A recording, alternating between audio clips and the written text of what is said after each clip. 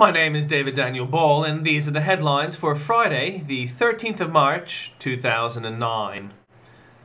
Jobs sent to China to keep them happy, says Premier New South Wales Rees. Oil slick spreads from Queensland spill. German gunman made online threat. Iraq court jails Bush shoe thrower for 3 years. 5.2% jobless rate jumps, but PM says he could make it worse. North Korea satellite plan has US worried. Principal apologizes over wristband ban. Kiwi linguists up in arms over dodgy underbelly accent. Emissions trading scheme blamed for power bill hike. Shark spotted at Manly Beach. Horse bites off man's testicle. And in comments, how immunizing parents put us all at risk. A handful of irresponsible parents are putting Chris Smith's kids at risk. Why? Wong's ETS, what a joke. If there's any doubts about Penny Wong's emissions trading scheme being a complete joke, they should be completely gone now, according to Alan Jones. From Tim Blair, speak more about fire. In The Age, Melbourne writer Jill Sutton experiences an overload of deep thoughts following Victorian bushfires.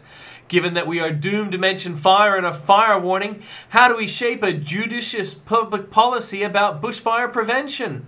I suggest we could come up with better terms with the role of fire in our imaginative and social experience. In recent experience, it burns houses and kills people. National Elf Care aluminium company Alcoa encountered problems 5 years ago in Iceland. Before Alcoa could build its smelter, it had to defer to a government expert to scour the enclosed plant site and certify that no elves were on or under it.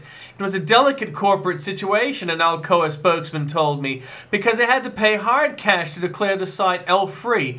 But as he put it, we couldn't as a company be in a position of acknowledging the existence of hidden people. 50 years fly by.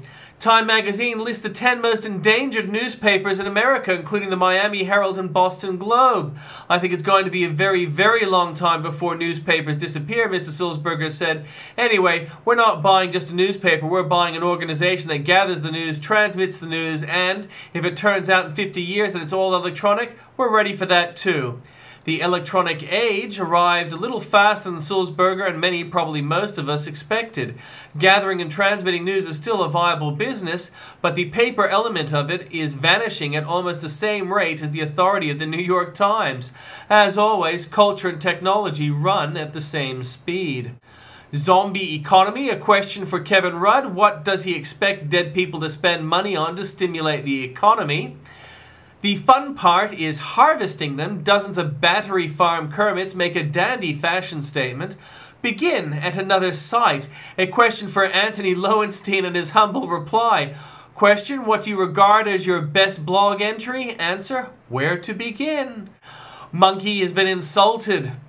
Trouble on Iranian TV involving a toy monkey. When the presenter of Amu Parang, a program watched by millions of Iranian children 3 times a week on state TV, asked the name of the toy the boy had been given as a reward for behaving himself, the child replied, well, my father calls him Ahmadinejad. The live show now faces closure due to financial and spiritual damage. At least the matter never went to court. Values jet. Perhaps Australia should attend the UN's anti-Israel Kiss Up to Islam Hate Fest in Geneva, but only if our delegates fly theirs in the Sports Illustrated model page. Southwest decorative aircraft features Israeli model Bar Rafaeli. A certain message would be delivered even before our representatives spoke. More hope in hell of Ruddonomics working. I doubt even Kevin Rudd's $42 billion is enough to stimulate to help the dead, but it's surely too much to help the living. The bank accounts of the dead people and tourism operators in Niagara Falls are among the latest beneficiaries of the Rudd government stimulus package, as details emerge of the bizarre ways the money is being distributed, says Andrew Bolt. Boycott this hate fest. Why on earth is the Rudd government going to a festival of hate against Israel and the West? Actually, it's not hard to work out why the government won't join a boycott by other democracies of next month's United Nations bizarre conference on racism. You see, the Prime Minister is desperate to win the cheap votes of African and Muslim nations in his bid for a temporary seat at the United Nations Security Council, where we would join great powers such as Burkina Faso, Libya, Costa Rica, and Croatia. It's to win this paltry prize that the Rudd government this week announced it was even spending $10 million in aid to the Zimbabwean regime of Robert Mugabe, who is still a hero in much of Africa. Liberals give activist General a warning. The opposition has called out Quentin Bryce, and she now has no choice. She should quit playing at being a Labour politician, a partisan hack, and be a real Governor-General, or risk a constitutional crisis. Obama's gift for offending.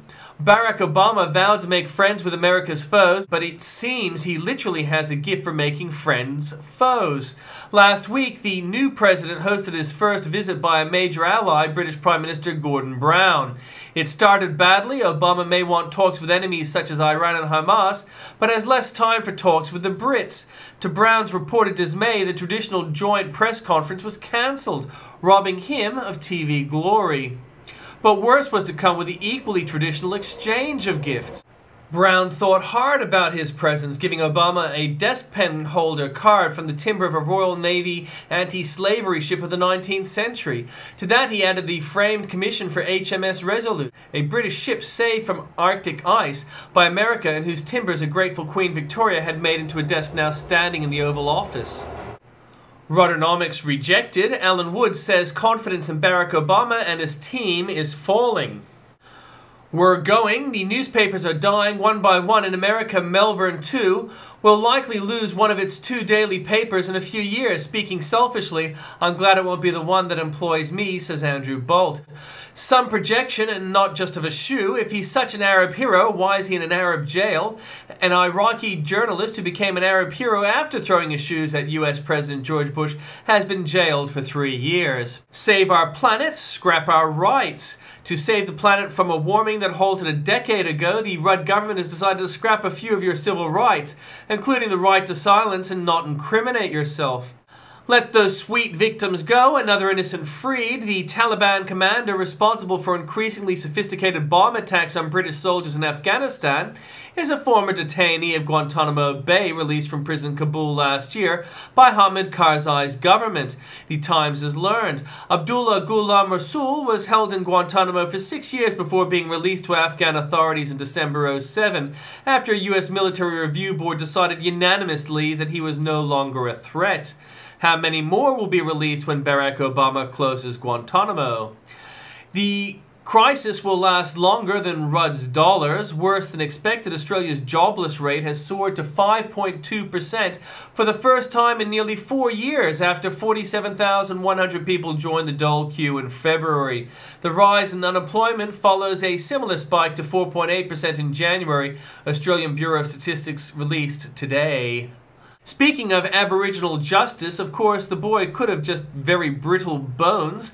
Gwen Brown, 53, one of the most awarded and senior ACPO, Aboriginal Community Police officers in the Territory, has been sacked for hitting her nephew with a stick, but she says she has a cultural right to do so. I got him and hit him on the butt with a stick about 3 times, she said. It was just a long, thin ceremony stick. He put his arms behind him and I accidentally broke his arm. O'Donoghue admits black parliaments don't work. Lowitja O'Donoghue, who once claimed to be stolen, says in private what she should have admitted in public. Former ATSIC chief Lowitja O'Donoghue has unleashed a furious attack on the despondent body, claiming its male leaders were preoccupied with drinking, gambling, and womanizing. Ms. O'Donoghue said the organization she headed for 6 years in the 1990s supported the greedy, not the needy. And honesty in advertising at last. After all, it's not to serve the planet, but your ego.